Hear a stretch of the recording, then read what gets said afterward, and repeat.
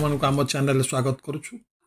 ଆଜି ଆମେ ଆଲୋଚନା କରିବାକୁ ଯାଉଛୁ ଭାରତୀୟ ମୂଳର ନାସା ଅନ୍ତରୀକ୍ଷ ଯାତ୍ରୀ ସୁନିତା ୱିଲିୟମ୍ସଙ୍କ ଏକ ଅବିଶ୍ୱସନୀୟ ଅନୁଭବ ବିଷୟରେ, ଯେଉଁଥିରେ ସେ ଏକ ସପ୍ତାହ ପାଇଁ ମିଶନରେ ଯାଇଥିଲେ କିନ୍ତୁ 9 ମାସ ଧରି ଅନ୍ତରୀକ୍ଷରେ ରହି 2024 ମସିହା ସୁନିତା ୱିଲିୟମ୍ସ ଓ ତାଙ୍କ ସହଯାତ୍ରୀ ବୁଚ୍ ବିଲମୋର ବୋଇଂ ଷ୍ଟାରଲାଇନର କ୍ରାଫ୍ଟରେ ଏକ ସପ୍ତାହ ମିଶନ ପାଇଁ ଯାତ୍ରା କରିଥିଲେ, କିନ୍ତୁ ତାଙ୍କର ମିଶନରେ ଯାନ୍ତ୍ରିକ ଅସୁବିଧା ହେତୁ ସେମାନେ 9 ମାସ ଧରି ଇଣ୍ଟରନ୍ୟାସନାଲ ସ୍ପେସ୍ ଷ୍ଟେସନ ISSରେ ରହିବାକୁ ବାଧ୍ୟ ହେଲେ। ଏହି ସମୟରେ ସେମାନଙ୍କ ତାଜା ଖାଦ୍ୟ ମାତ୍ର 3 ମାସରେ ଶେଷ ହୋଇଗଲା। ତାପରେ ସେମାନେ ଫ୍ରିଜ୍ ଡ୍ରାଏ ଖାଦ୍ୟ ତଥା ପାଉଡର ଦୁଗ୍ଧ, ପିଜା, ଚିଙ୍ଗୁଡ଼ି ଚକୋଲେଟ୍ ଓ ଚୁନା ମାଛ ଭଳି ଖାଦ୍ୟ ଉପରେ ନିର୍ଭର କରିବାକୁ ପଡ଼ିଥିଲା। ଏହି ସମୟରେ ସେମାନେ ନିଜ ମୂତ୍ର ଓ ଝାଳକୁ ପୁନଃ ପ୍ରକ୍ରିୟା କରି ପାଣି ପିଇଥିଲେ, ଯାହା ତାଙ୍କ ପାଇଁ ଜୀବନଦାୟକ ହେଲା। ସୁନିତା ୱିଲିୟମ୍ସ ଜନ୍ମ 1965 ମସିହାରେ ଓହାଓର ୱିକ୍ଲିଡ୍ ସହରରେ ଜନ୍ମଗ୍ରହଣ କରିଥିଲେ। ସେ ଭାରତୀୟ ମୂଳର ଏକ ପ୍ରସିଦ୍ଧ ନାସା ଅନ୍ତରୀକ୍ଷ ଯାତ୍ରୀ ଓ ଆମେରିକା ନୌସେନାର ପୂର୍ବତନ ଅଧିକାରୀ ଥିଲେ। ତାଙ୍କର ପିତା ଡାକ୍ତର ଦୀପକ ପାଣ୍ଡ୍ୟା ଗୁଜରାଟରୁ ଯାଇଥିଲେ ଓ ମାତା ବୋନି ଜାଲକୋର ସ୍ଲୋଭାନିଆର ମୂଳ ନିବାସୀ ଥିଲେ।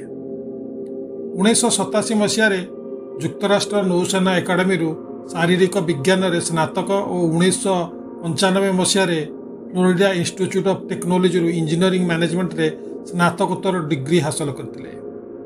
1987 ସାଲରେ ସେ ନୌସେନାରେ ଏନ୍ସିନ୍ ଭାବେ ନିଯୁକ୍ତ ହୋଇଥିଲେ ଏବଂ 1989 ମସିହାରେ ନୌସେନା ପାଇଲଟ ହିସାବରେ ପ୍ରମାଣପତ୍ର ପାଇଥିଲେ ଓ UH-1 ହେଲିକପ୍ଟର ଚାଳନ କରିଥିଲେ।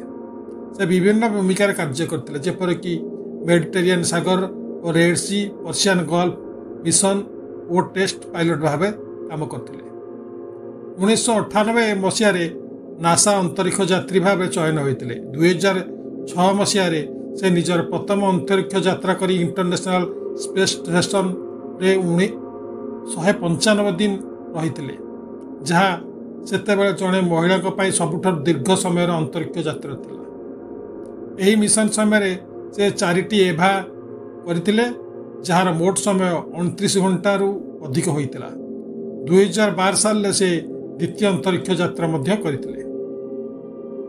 ସେ ନୌସେନା କମେଣ୍ଡେସନ ମେଡାଲ ଓ ନାସା ସ୍ପେସ୍ ଫ୍ଲାଇଟ୍ ମଡେଲ ସହିତ ବହୁ ପୁରସ୍କାର ପାଇଥିଲେ। 2008 ସାଲରେ ସେ ଭାରତର ପ୍ରଥମ ମହିଳା ଅନ୍ତରୀକ୍ଷ ଯାତ୍ରୀ ଭାବେ ପରିଚିତ ହେଲେ ଓ ଭାରତର ବିଭିନ୍ନ ସମ୍ମାନ ପାଇଥିଲେ। ସେ ଭାରତୀୟ ସଂସ୍କୃତି ଓ ଖାଦ୍ୟ ପ୍ରତି ଆଗ୍ରହ ଦେଖାଇଥିଲେ। ସେ ଏକ ପ୍ରେରଣାଦାୟକ ନାରୀ ଭାବେ ପରିଚିତ ଓ ବହୁ ଲୋକଙ୍କ ପାଇଁ ଆଦର୍ଶ ଥିଲେ। ଯଦି ଆପଣଙ୍କୁ ଏହି ଭିଡ଼ିଓଟି ଭଲ ଲାଗିବ ତେବେ ସେୟାର ଏବଂ ଲାଇକ୍ କରିବାକୁ ଭୁଲିବେନି ଏବଂ ଆପଣଙ୍କର ମତାମତ ଦେବାକୁ ମଧ୍ୟ ଭୁଲିବେନି। ଧନ୍ୟବାଦ।